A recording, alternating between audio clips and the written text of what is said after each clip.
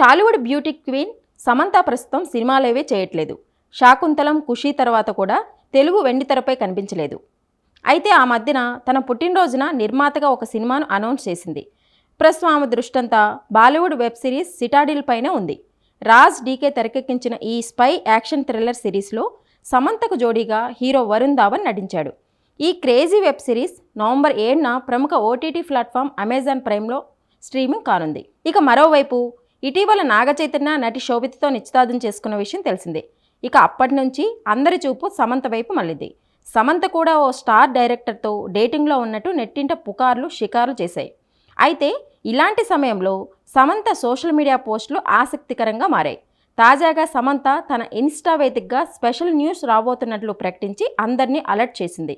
రెడీగా ఉండండి, ఈరోజు సంథింగ్ స్పెషల్ రాబోతుంది అని రాసుకొచ్చింది. అది చూసిన నెటిజన్స్ బిజినెస్ అప్డేట్ ఇస్తుందా లేక తన పర్సనల్ లైఫ్ గురించి చెప్తుందా అని మాట్లాడుకున్నారు. అలాగే నాగచైతన్య లాగా సమంత కూడా పెళ్లి అప్డేట్ ఇస్తుందా అని తెగ చర్చించుకున్నారు. చెప్పినట్టుగానే ఆ స్పెషల్ న్యూస్ని రివీల్ చేసింది శామ్. వరల్డ్ పికిల్ బాల్ లీగ్లో చెన్నై ఫ్రాంచైజీని కొనుగోలు చేసినట్లు ప్రకటించింది. ఈ లీగ్లో తాను చెన్నై ఫ్రాంచైజీ యజమానిగా ఉన్నందుకు సంతోషంగా ఉందని పోస్ట్ పెట్టింది. ప్రస్తుతం ఈ పోస్ట్ నెట్టింట వైరల్గా మారింది. అయితే సర్ప్రైజ్ అనగానే అభిమానులు ఏదేదో ఊహించుకున్నారు.